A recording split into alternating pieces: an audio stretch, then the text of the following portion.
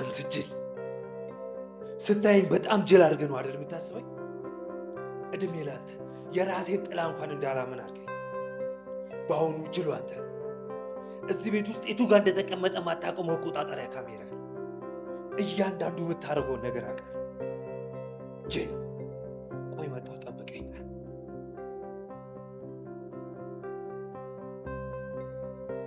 ታያለህ፣ መፈጠርህን እንድጠላው ነው ማደርግ።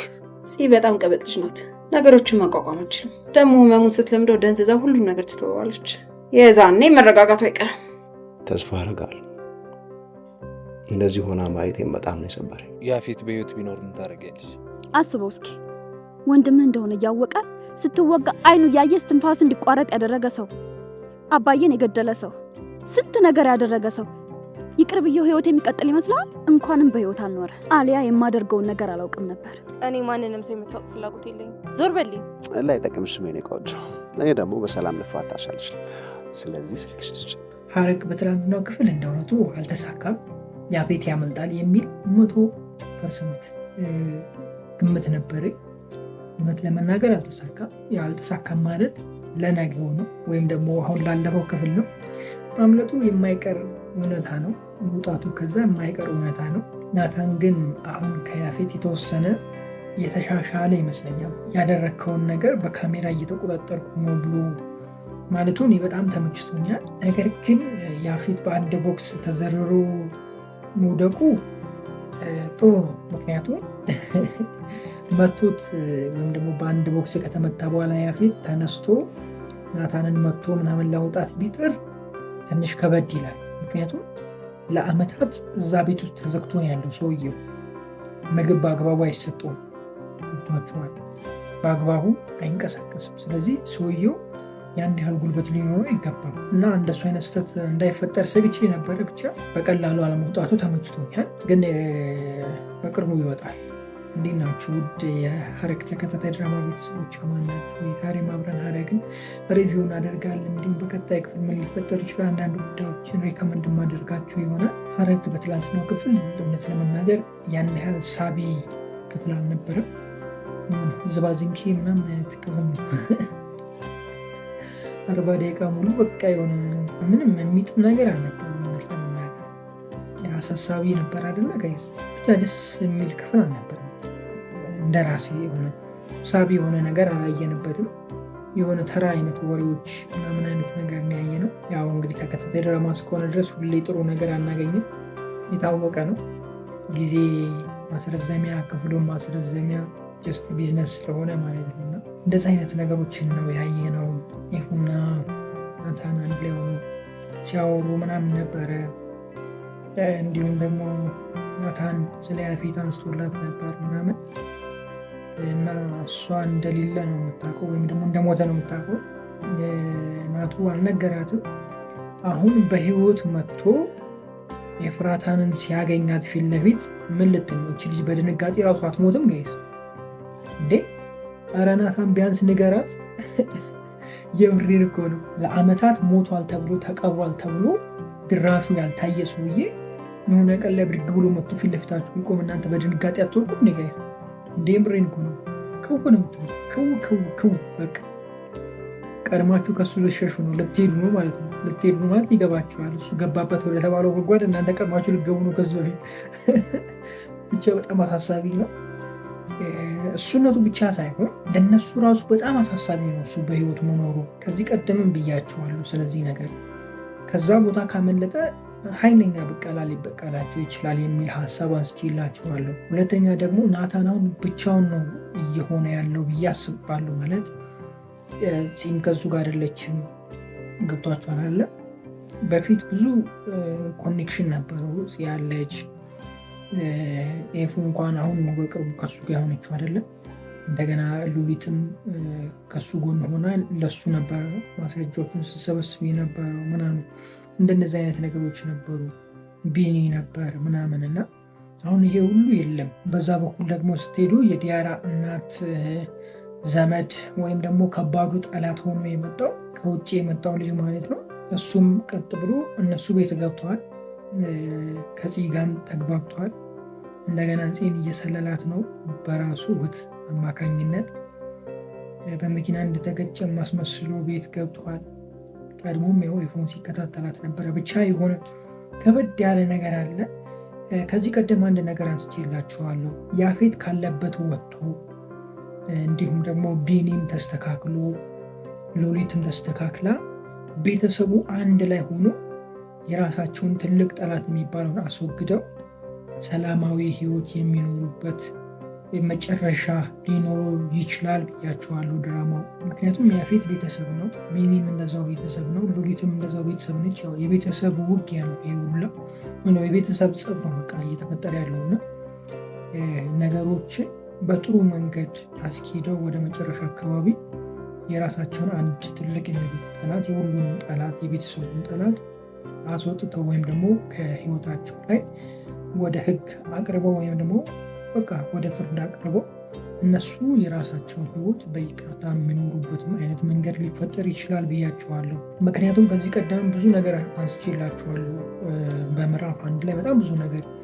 ለምሳሌ ያፌት ወዶ አይደለም እዚህ አይነት ህይወት ውስጥ የገባው፣ ከቤተሰቡ የተነሳበት ከቤተሰቡ የደረሰበት ጉዳት ነው። ይሄ የደረሰበት ጉዳት ደግሞ ያለ ምክንያት አይደለም፣ የሆነ ምክንያት ይኖረዋል ብያቸዋለሁ። አብዛኞቹ ወደዚህ እንትን ውስጥ የሚገቡት ወይም ደግሞ እንደዚህ አይነት ባህሪ ውስጥ የሚገቡት ከጀርባቸው የሆነ ትልቅ ነገር አለ፣ ትልቅ ጉዳይ ስላለ ነው ብዬ አንስቻለሁ። እና እንደነዚህ አይነት ነገሮችን ፈተው ቤተሰቡ በመግባባት እና አንድ የሚሆንበት መንገድ ሊፈጠር ይችላል የሚል ሀሳብ አለኝ። እናንተ የራሳችሁን ሀሳብ ኮሜንት ላይ አስቀምጡልኝ። ከዛ ውጭ ደግሞ ያው ይመጣሉ ብያችኋለሁ። በዛ በኩል እነና ወጥ ቤዝ ምናምን አሉ ይመጣሉ። ያው ቤዝ እዛኛው ድራማ ላይ ስላለች ነው፣ መሐመድ ላይ ትንሽ ቢዚ ስለሆነች ነው ውጭ ሄዳለች ምናምን ነው።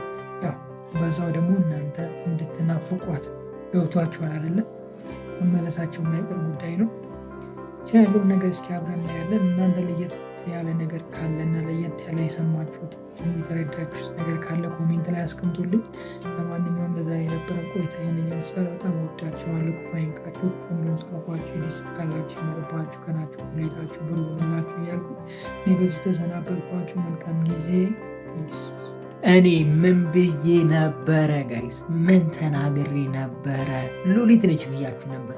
እሱ ብቻ አይደለም ያፌት ሲያስመስል ነው ይወጣል በቅርቡ ብያችሁ ነበር። ምን ተናግሬ ነበር? እና ታዲያ ላይክ ይገባኛል ጋይስ። እኔ እኮ ተናግሬያለሁ። ሀረግ ላይ ምንም ነገር አያመልጣችሁም፣ እኔ ካለው ምንም አያመልጣችሁም ብዬ ተናግሬያለሁ። ምንም ማድረግ አይቻልም። እንግዲህ ጦርነቱ በይፋ ሊጀመር አንድ ክፍል ብቻ ይቀረዋል። ቀጣይ ክፍል ላይ ያፌት ያመልጣል ወይስ አያመልጥም? መልሱን ለእናንተ ልተውና እንደናችሁ ውድ የሀረግ ተከታታይ ድራማ ቤተሰቦች አማናችሁ ወይ? ዛሬ አብረን ሀረግን ሪቪው እናደርጋለን። እንዲሁም በቀጣይ ክፍል ምን ሊፈጠር ይችላል አንዳንድ ጉዳዮችን ጀባ ምላችሁ ይሆናል። ሀረግ በትላንትናው ክፍል ይለይ ነበር።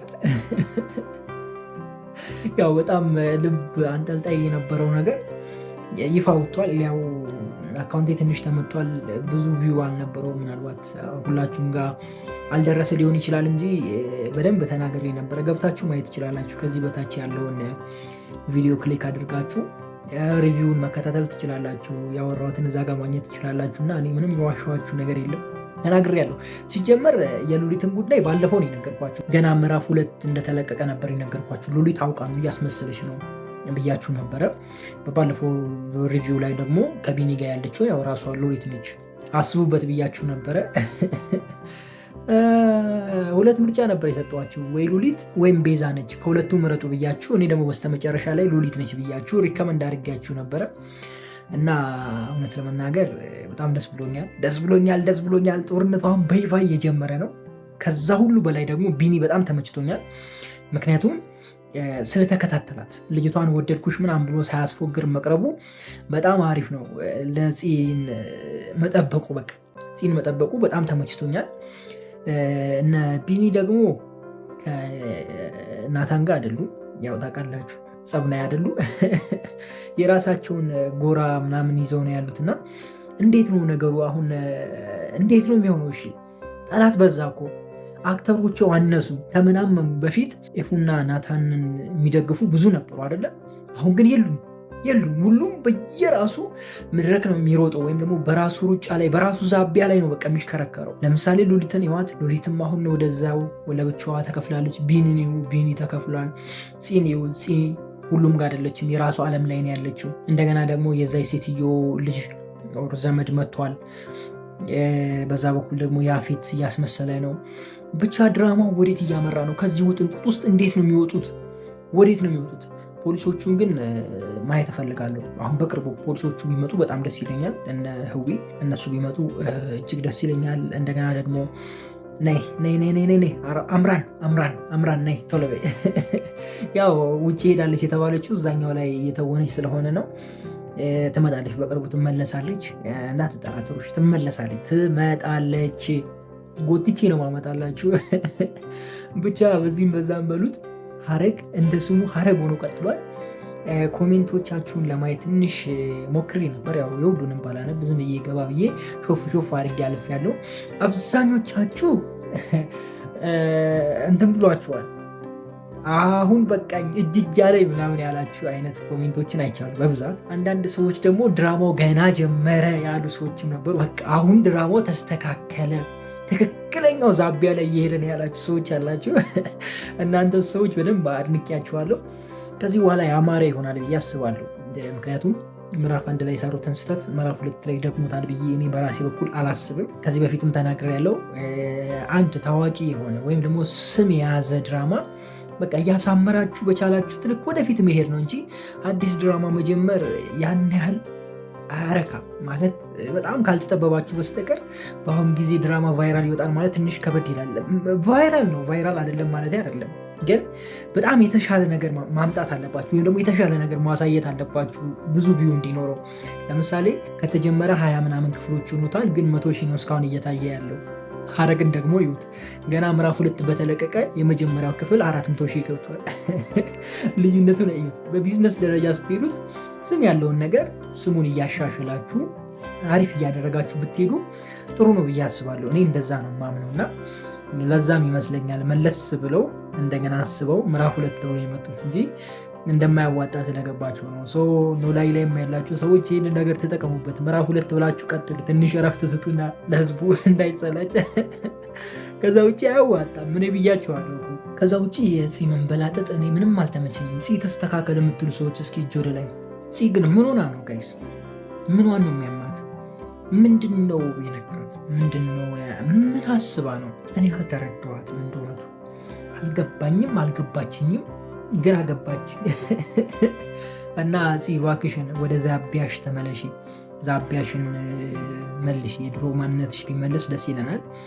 አሁን ግን እኔ ድራማው ከበድ ያለ ይመስለኛል። ከበፊቱ ከበድ ብሎ የሚመጣ ይመስለኛል። ብዙ የሚያሳዝኑ ገና እጅ የሚሉ ነገሮችም እንዳሉ ነው የሚሰማኝ። እኔ ማለት እንደ ምዕራፍ 1 ቀለል ያለ ነገር ይሆናል ብዬ አላስብም። ደግሞ ቀለል ይሆናል በምን ልግለጽላችሁ? ቀላል ይሆናል ብዬ አላስብም። ነገሮች እየከበዱ እንደሚሄዱ ይሰማኛል። የቢኒን ስህተት ተስተካክሎ በናታን ጎን ይቆማል ብዬ አስባለሁ።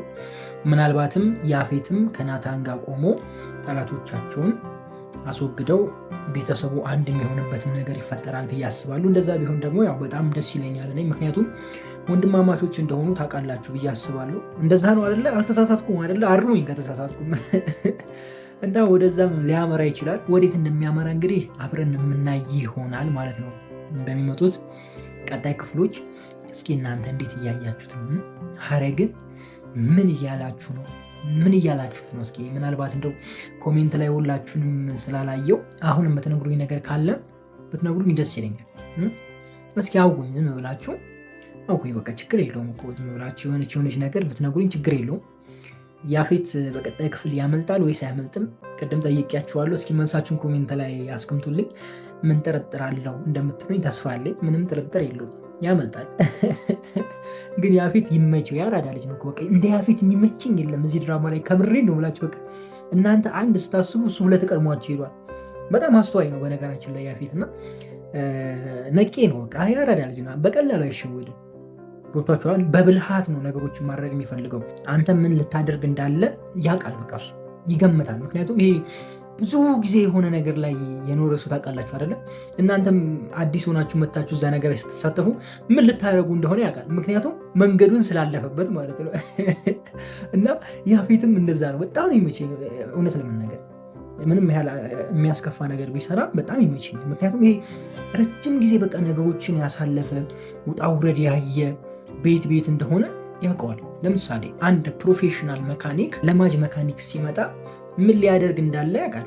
ገና ሳያጠፋ ጥፋት ሳያጠፋ ሊሆን ይችላል፣ ሳይሳሳት ሊሆን ይችላል። ገና በቃ ምን እያደረገ እንደሆነ ያውቃል። ገብቷቸው ቀድሞ ያውቀዋል። ምክንያቱም በዛ መንገድ ላይ ስላለፈ በተመሳሳይ መንገድ ላይ ነው አብዛኞቻችን የምናልፈው። ገብቷቸው ይሄ ተመሳሳይ ስራ የሆነ ስራ ለምሳሌ አሁን እንዳልኳችሁ መካኒክ ከሆነ መካኒክ የሚያልፍበት መንገድ ተመሳሳይ ነው። በቃ የተወሰነች ነገር ብትለያይ ነው እንጂ የምታደርገው ነገር ተመሳሳይ ነው። ፕሮፌሽናል ወይም ደግሞ ብዙ ዓመት የሰራው መካኒክ ያለፈበትን መንገድ ታልፋለህ። እሱ የተሳሳተውን አይነት ስትሳሳታለህ። ምክንያቱም ስራው ተመሳሳይ ስለሆነ ገብቷችኋል አይደለ? ያፌትም ረጅም ጊዜ በቃ በዛ ነገር ላይ ስለሄደ ከኋላ መጥተው እንትን የሚያደርጉት ነገር ምን እንደሆነ እሱ ቀድሞ ያውቃል። እና በቃ እሱ ነገር በጣም ነው የሚመቸኝ። ለማንኛውም ይመቻቸው፣ እናየዋለን። ሉሊትም ተመችታኛለች። አንዴ እብድ አንዴ ምን ትሆናለች? ያው እሷን ነግሬያቸዋለሁ። ገና የመጀመሪያ ዕለት የተጀመረ ጊዜ ነው የነገርኳቸው። ምዕራፍ 2 የተጀመረ ጊዜ ነበር የነገርኳቸው።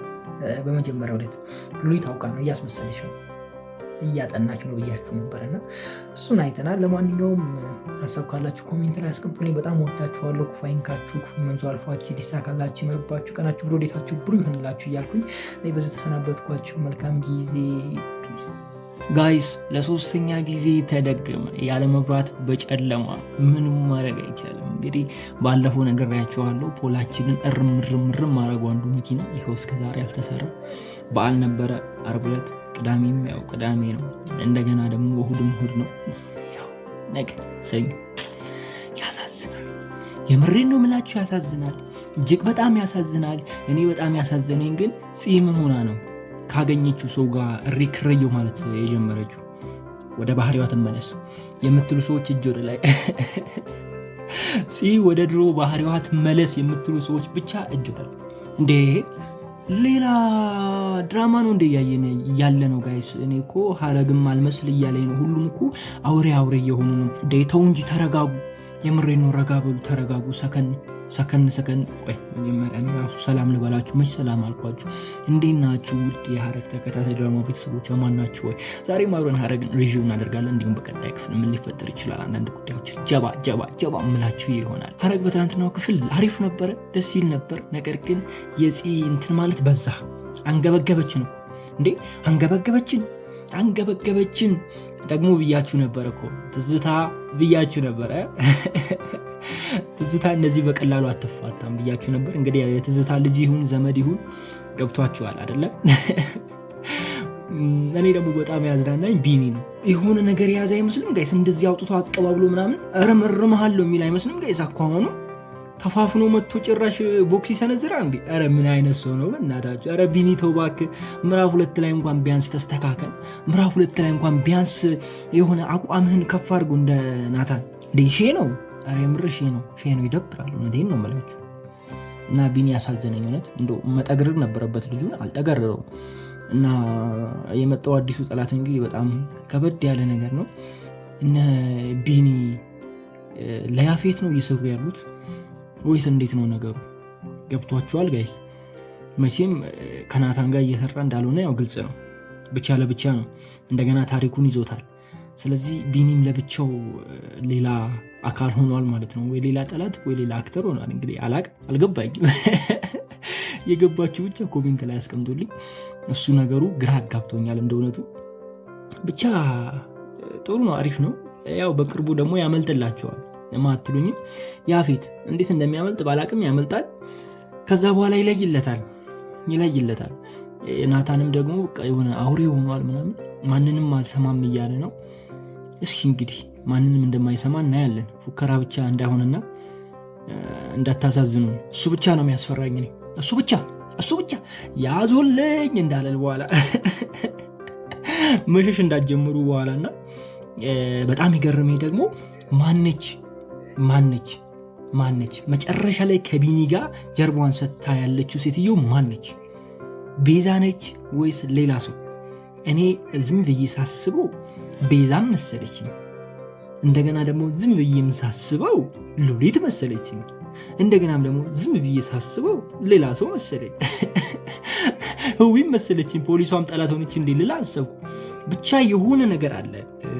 ህዊ ብትሆን ደስ ይለኛል፣ ቤዛም ብትሆን ደስ ይለኛል። ግን የሆነ ማን ይመስላችኋል? እስኪ እናንተ ሀሳባችሁን ኮሜንት ላይ አስቀምጡልኝ። ወይስ እንደኔ ግር ብሏችሁ ግር እያላችሁ ነው? አማርኛ እኮ እንደዚህ ነው። በቃ እኛ ስናወራ እንደዚህ ነው። ግር ብሏችሁ ግር ብለው። አይ አማርኛ ጥሩ ነው፣ ጥሩ ነው። እስኪ እናየዋለን። እንግዲህ ሀረግ እየቀጠለ ነው። ሀረግ ነው አይደለ? ስሙ ራሱ ትርጉሙ ራሱ ሀረግ ነው አይደለ? የማይጨበጥ ነው አይደለ? ብቻ እየቀጠለ ነው። የማይጨበጥ መሆኑን አሁንም እያሳየ ነው በምዕራፍ 2። አሾይና ነው እንግዲህ እንቀጥላለን። እኛም ተፍ ተፍ ተፍ ተፍ እያን እንደተንተፋተፈች ቮልስ እንቀጥላለን። አብረን ከኋላ ዱብ ዱብ ዱብ ዱብ ዱብ እንላለን። ይኸው መብራት ሳይኖርም ዱብ ዱብ እያለለው አይደለ? መብራት ካለ ደግሞ በደንብ ፈገግ ፈታ ምናምን ወንበራችን ላይ ልቅቅ ብሎ ወገባችን አሳርፈን ምናምን እንቀጥላለን። ምን ችግር አለ? አሁን ፀሐይ እንዳትመታኝ አንዴ ገባ አንዴ ወጣ እያልኩ እኮ ነው። እኔ እኮ ማልሆነው ነገር የለም፣ ማልሆነው ነገር የለም። እናንተ ረበስ እኔ እኮ እለያለሁ ስላችሁ በምክንያት ነው። እስኪ በትናንትናው ክፍል እንዴት ነበረ? እንዴት አያችሁት? ሀረግን ምን አዲስ ነገር አያችሁ? ምን የተለየ ነገር አያችሁ? ምንስ የተሻለ ነገር አያችሁ? ምዕራፍ 2ን እንዴት እያያችሁት ነው? አይ ቲንክ 3 ክፍል ተለቋል አይደለም? በእነዚህ በ3 ክፍሎች ውስጥ ምዕራፍ 2ን እንዴት እያየን ነው? ጥሩ የሚሆን ይመስላችኋል ወይስ ደግሞ እንደ ምዕራፍ 1 አዝጎን የሚያልቅ ይመስላችኋል? እስኪ ሀሳባችሁን ኮሜንት ላይ አስቀምጡልኝ። እኔ ግን ያው ከቀደመው የተሻለ ነገር ያመጣሉ ብዬ አስባለሁ። ይህን ነገር ብዙ ጊዜ ተናግሬያለሁ፣ መደጋገም አልፈልግም። እና አሪፍ ነገር እጠብቃለሁ እኔ በራሴ እውነት ለመናገር በቃ አሪፍ ነገር፣ የተሻለ ነገር ከምዕራፍ 1 የተሻለ ነገር እጠብቃለሁ በሁሉም ነገር ማለት ነው። እና እንደዛ ነው እኔ ጋ ያለው ሀሳብ እንደዛ ነው። ሌላ የተለየ ነገር ነበረ ትናንትና ጋይስ፣ የቢኒ መጠግረር፣ ከዛ መጨረሻ ላይ አዲስ ሰው መጥቷል። እሱን ለማወቅ በጣም ጓጉተናል። እስኪ ገምቱ እንግዲህ እናንተ ብትገምቱ ደስ ይለኛል። ከምነግራችሁ ገምቱ፣ ምክንያቱም ገና ድራማው መጀመሪያ ነው። ይሄ ነገር አይነገርም፣ እንደዚህ አይነት ነገር አይነገርም። ገና በመጀመሪያውማ እንደዚህ ከተናገርኩኝ በኋላ ኢንፎርሜሽን አይሰጡኝም፣ ያዋርዱኛል። ስለዚህ እንደ ድሮ እንደ ምዕራፍ 1 በደንብ ይሄ በጣም እንትን የሚላችሁ ልባችሁን ቦጭ የሚያደርግ ነገር ሲኖር ያው እነግራችኋለሁ።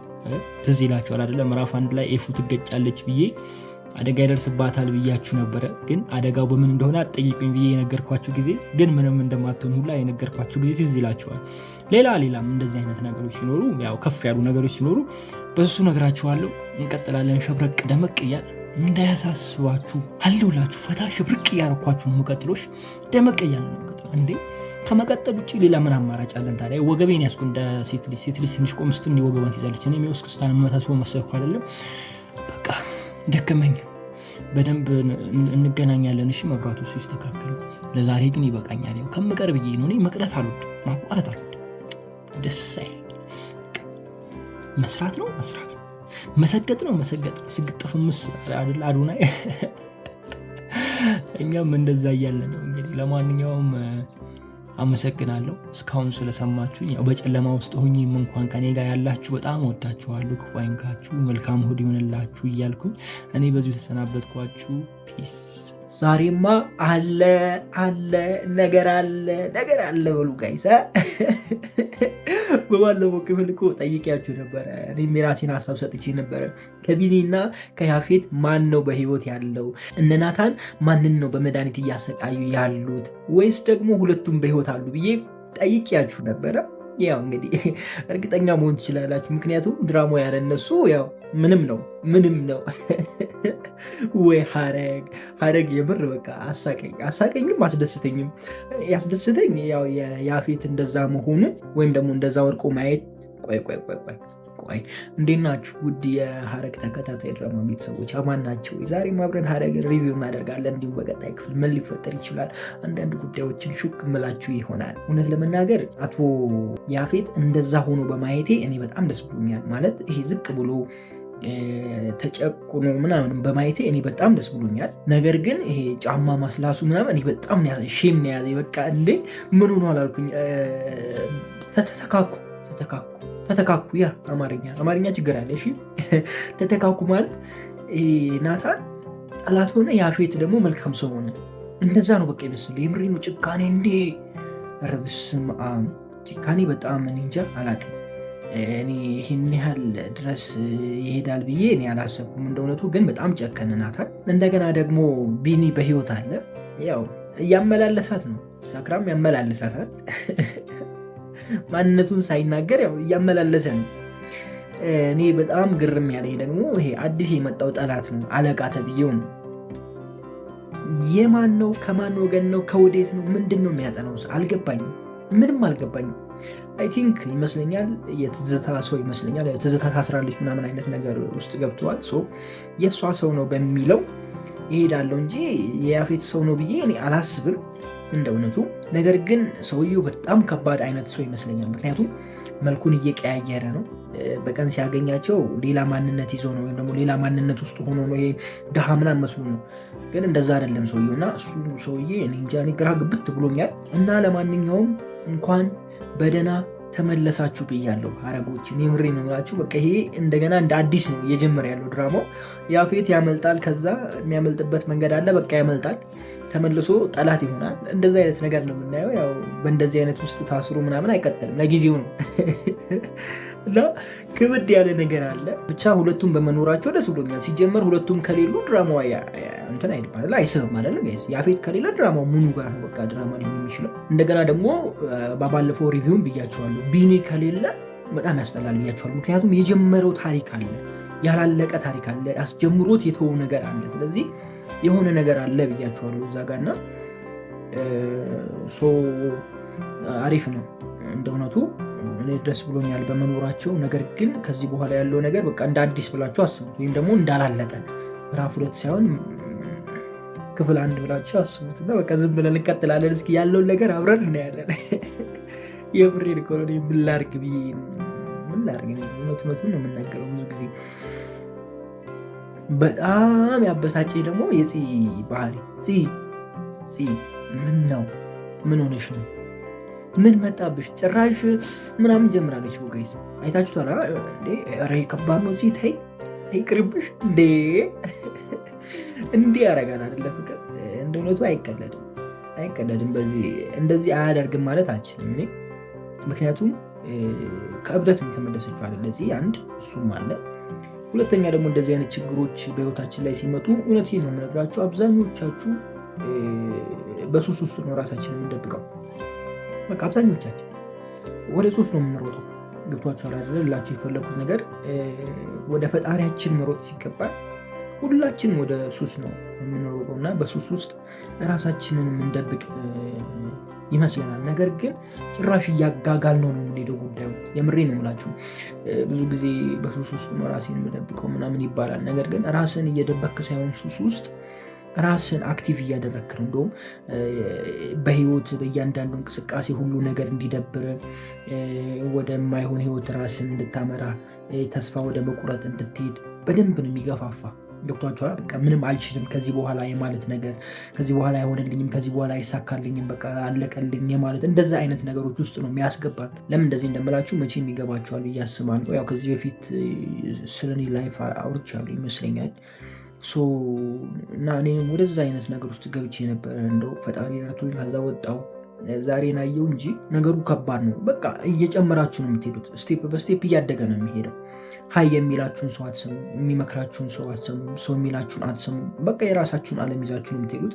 እንትኑን ስታጠናክሩ ደግሞ በቃ መውጫችሁ መንገድ እየቀነሰ እኛ ደግሞ ወደ ሞት እየፈጠነ እንሄዳለን እና በጣም አስቸጋሪ ነው። በተለይ ደግሞ የመጀመሪያችሁ ሲሆን በጣም ይከብዳል። እውነት ለመናገር ታሳዝነኛለች፣ ግን ደግሞ አበዛችሁ። በተለይ ደግሞ ቤት ውስጥ ያላት ንቀት ምናምን ይሄ በመጠኑ ቢሆን አሪፍ ነው። ገብቷችኋል አይደለ? ያው በፊትም ነጭናጭ አይነት ነገር ስለሆነች ምናልባት ሊያስኬድ ይችላል። ነገር ግን እንደነዚህ አይነት ሰዎች ምን ያደርጋሉ መስላችሁ? ቤት ውስጥ አይግባቡም። ልክ ነው፣ ልክ እንደዚህ አይግባቡም። ነገር ግን ይሄ ወጣ ያለ ነገር አያሳዩም። ቤት ውስጥ ወጣ እሺ ብሎ ምናምን ይወጣሉ። በቃ የሆነ ይበሰጫጫሉ፣ የሆነ ነገር ይጠቃሉ። እምቢ ሲባሉ ተውት ምናምን ብሎ በቃ የሆነ ተገላምጠው፣ አማርኛ ተገለማምጠው ይባላል አይባልም? ገልምጧችሁ ኧረ ተውት እንደ እኔ ምን አስጨነቀኝ። ብቻ በተረዳችሁ ተረዱ። ብቻ እንደዛ አይነት ባህሪ ያሳያሉ እና